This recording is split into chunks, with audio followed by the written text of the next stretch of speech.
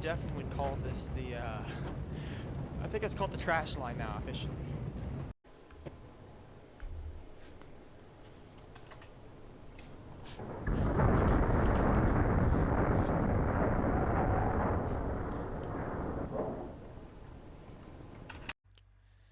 Hey guys, welcome back to another episode of Beamng.Drive. Today, we're going to be reviewing a Nissan Skyline R34 mod. Now, this mod you will not be able to, it doesn't work anymore. I got it from a different website. If this video gets over 1,000 likes, I will go ahead and release this mod. But here it is. This is the Nissan Skyline, and we're just going to go with the base model because that's just what you do. So this car comes with a 2-liter naturally aspirated inline 6, and it has a 5-speed manual transmission. This engine puts out around 180 to 200 horsepower. I'm not completely sure.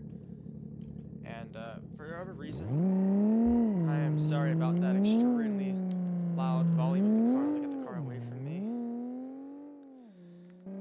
me. The car's an extremely loud engine. I have no idea why. But yeah.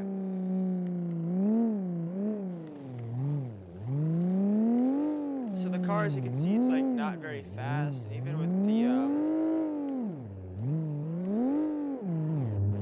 you can't really slide this car too. Even if I turn like the stability control off, the car just doesn't have the power to slide. And that car is obnoxiously loud. I'm gonna quickly turn the audio of the game down. It's still loud even at 15%. There we go. This is just the base model of the car, only producing out 200 horsepower. It's not very fast. There's not really much we can do with this other than just kind of mess around with it, but this does look identical to a real Skyline. The mod creator did a great job with this. The interior looks pretty cool as well, like the seats and stuff. We're gonna find a good spot to crash this. This pole looks good over here. Oh, or not, alright. Looks like we popped our tires on the curb though, so I'm just gonna go ahead and smash it right into this pole here. And yeah, as you can see, the damage looks pretty good. It's been dented in. There's no damage to anywhere else as expected. No weird things or anything, but yeah. So we're gonna respawn the car and take another look at another version of it. So the next version, if I can find it on my mod cars, is going to be the 25 GT. Now this is just a 4-door version, and this was the 2-door. It's the most basic version. This is the 4-door, and this is also the 4-door version. But this has a 2.5-liter inline 6-cylinder engine. It puts out more power than the other one. It also has a wing. It also has a little bit of a different hood compared to the other car. Obviously a different color, and also has way more revs in it. And even with that 2.5-liter engine, you can't really slide this car that well. It just doesn't really have the power. And also, since it has the open differential, you're just going to spin one wheel if you attempt to slide. But this car is more fun to drive, as you can see.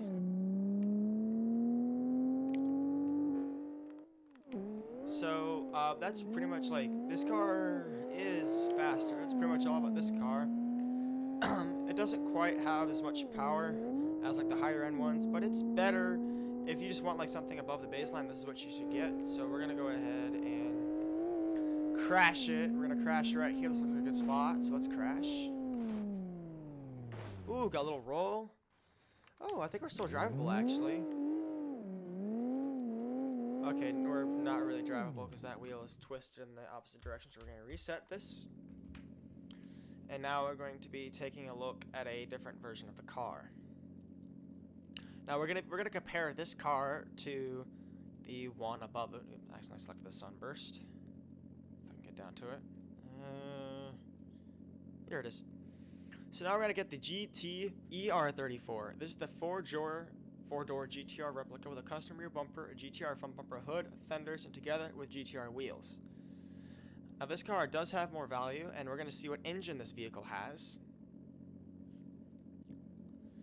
As you can see, this car does have the more aggressive, and for some reason it spawned without tires, but probably because the later versions of the game. But as you can see, the car does look more aggressive than the other one does.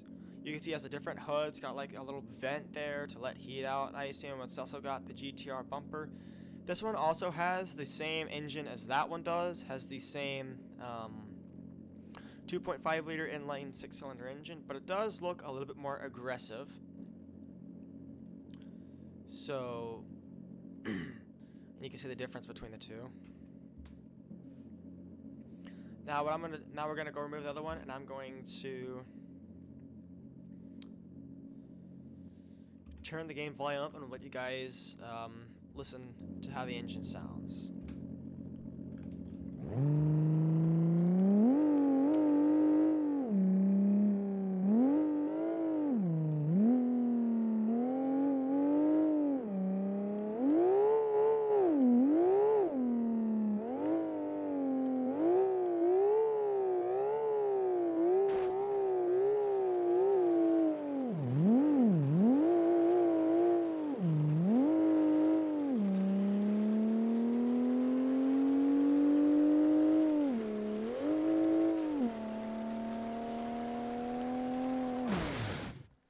Alright, that's enough of that car.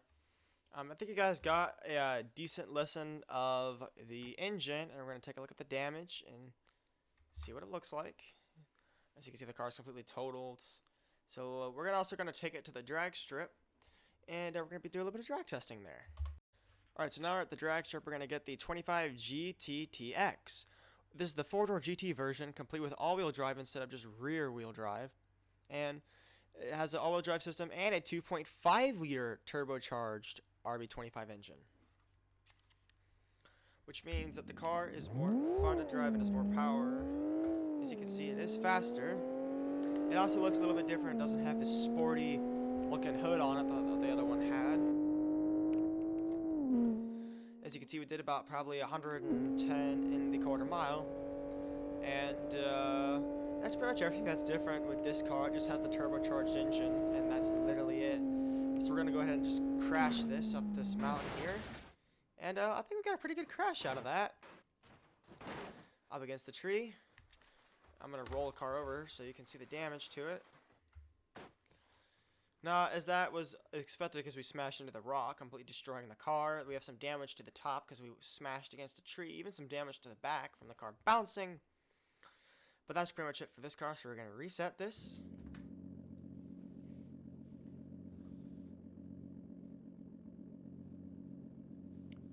I thought I entered the vehicle, oops. We're going to go and get the we're going to get the GTT all-wheel drive, which is literally just a 2-door version with the turbocharged engine. So we're going to skip these two. This is rear-wheel drive with a turbocharged engine, so it's pretty much going to be the same, but we're going to get the GTR Custom. With the Custom, you can obviously, this car has been modified. You can see it's got the bigger wing, it's got the carbon fiber hood, racing seats, more aggressive fender flares, more vents. And I'm actually going to put some tires on it really quick, because the mod is a little broken in these versions, and they don't spawn with tires. I don't really know why that is. I could probably set it in the config, but and I'm gonna spawn up the other one we were just looking at. I'm gonna show you the difference besides the tires. So let me get to it. Here it is. So we're gonna go ahead and get this one, which is the one that we just drove right here.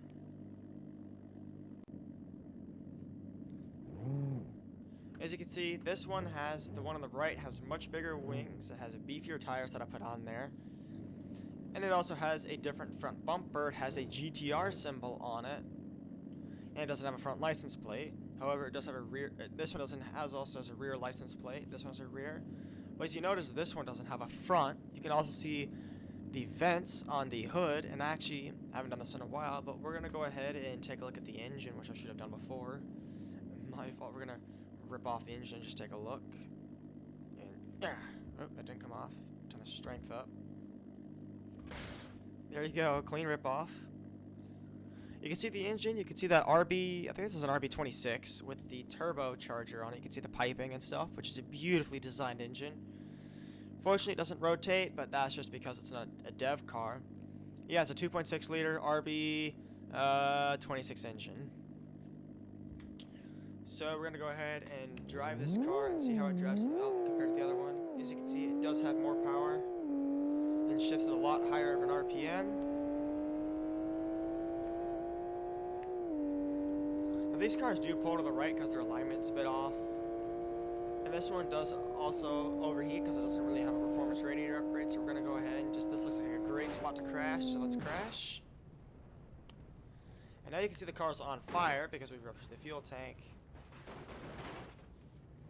And that's pretty much enough of this car. There's not really anything to see with the damage. I'm just going to roll it over really quick.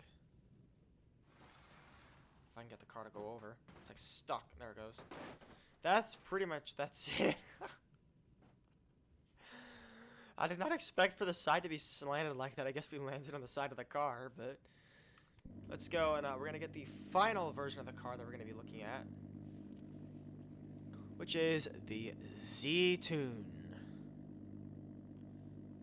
Now we also have the GTR-M, which is the legendary version, complete with all-wheel drive, and the also legendary RB26D ETT engine, which is the same as this engine and this one as well. This one just has side skirts compared to this one, so we're gonna get the Z-Tune. The Unicorn GTR version back in 2005, Nismo bought and refurbished about 20 GTRs. These 20 cars came powered by a modified version of the RB26 engine, bored to 2.8 liter, and producing about 500 horsepower. So this car has about 500 horsepower in real life.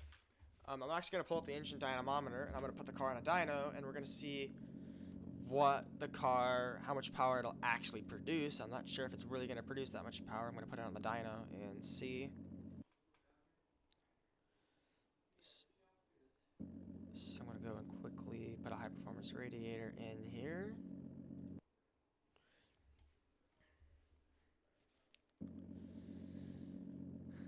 And there should be some rollers in here that I can put on the car. They're going to be near the bottom. Let's see if I can find them. Kick plate. Wheel roller. There they are.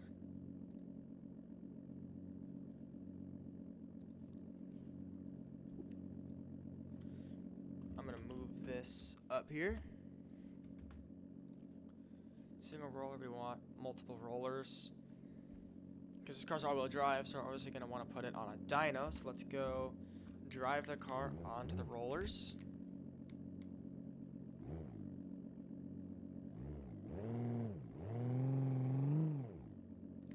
Okay, so now we have the car on the it's pretty much a makeshift dyno. That was the wrong button. Let's get the engine dynamometer app. Engine dynamometer, we're going to put it right here. As you can see, the engine's probably somehow producing about 100. Well, it's producing 100 pound-foot of torque at idle, which would be expected if the car actually was idling in realistic gearbox mode. But it's an arcade. But let's start giving it some gas.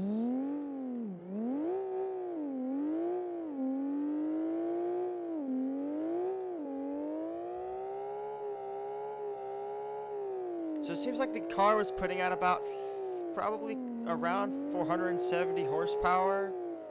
And near that area, that's with the turbo, as you can see, which is quite interesting. And what I'm actually going to do quickly is upgrade the turbocharger. I'm going to put in the Nismo variable boost turbocharger. We're going to slap that in there.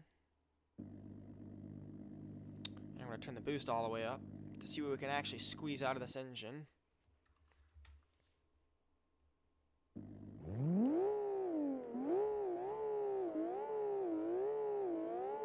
So about 1,300 horsepower, okay, 1,400. See if I can get any higher. About 1,400 horsepower is what this engine would be producing. I'm actually going to go ahead and get the car off of the, oops. Just gonna recover and get the car off of the wheel rollers. And let's do a pull and see how fast we can move. Ready and go.